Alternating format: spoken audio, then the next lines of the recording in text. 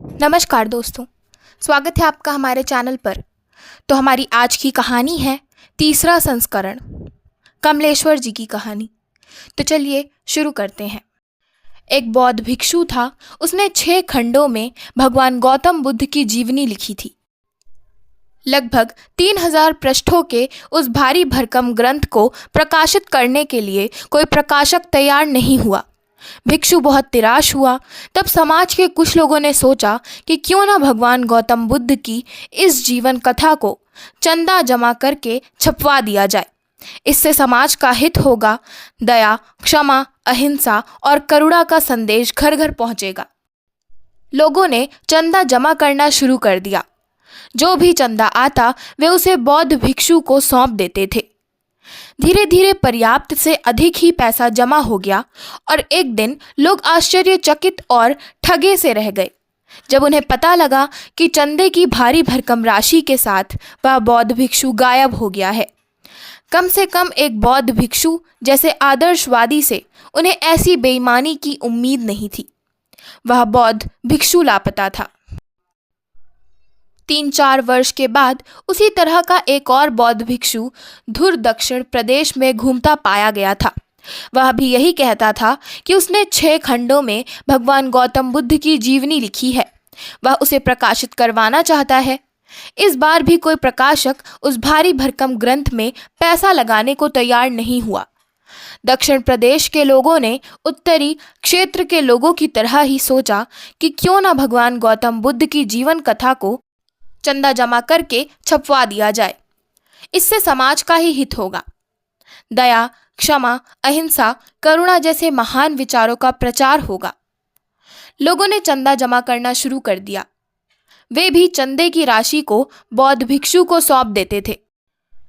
उन्हें मालूम नहीं था कि उत्तर भारत में यही व्यक्ति चंदे की मोटी पूंजी लेकर चंपत हो चुका है। आखिर काफी चंदा जमा हो गया और एक दिन लोग आश्चर्यचकित और ठगे से रह गए जब उन्हें मालूम हुआ कि बौद्ध भिक्षु चंदे की मोटी रकम लेकर चंपत हो गया है। लेकिन अब सिवा पछताने के किया भी क्या ही जा सकता था। धीरे धीरे यह बात उत्तर दक्षिण में फैल गई कि एक बौद्ध भिक्षु भगवान गौतम बुद्ध की जीवनी लिखने और उसे प्रकाशित करने के नाम पर धोखाधड़ी कर धंधा कर रहा है। फिर कुछ समय बीत गया। 3-4 वर्ष के बाद वह सारनाथ मंदिर परिसर में घूमता हुआ पाया गया। वह पहचाना गया।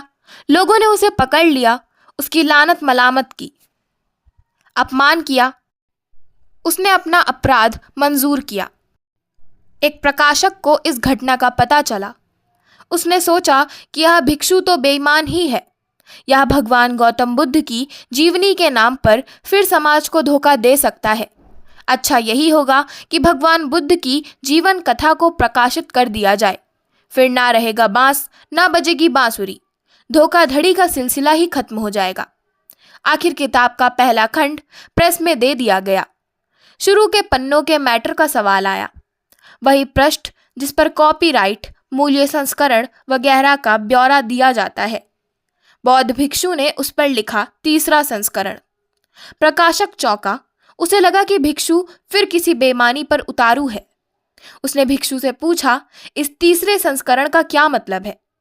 क्या यह ग्रंथ 2 बार पहले कहीं छप चुका है? यही समझिए, भिक्षु ने उत्तर दिया। प्रकाशक थोड़ा क्षुब्ध हुआ।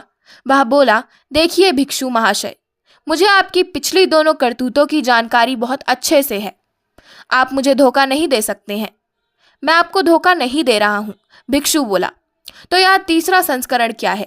प्रकाशक बिगड़ा।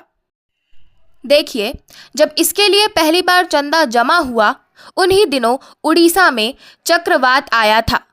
सैकड़ों परिवार नष्ट हुए। सैकड़ों मछुआरों की जान चली गई थी। वह पैसा मैं वहां खर्च कर आया।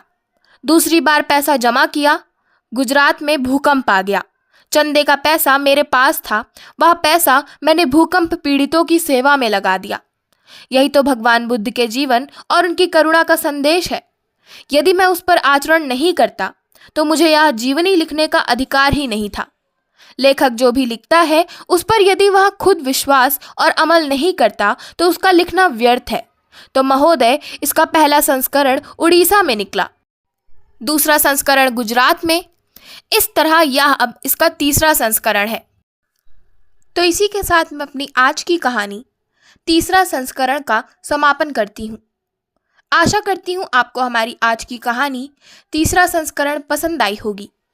अगर आपको हमारी आज की कहानी पसंद आई हो तो हमारे चैनल को सब्सक्राइब करें, वीडियो को लाइक करें और बेल आइकन दबाना ना भूलें। धन्यवाद।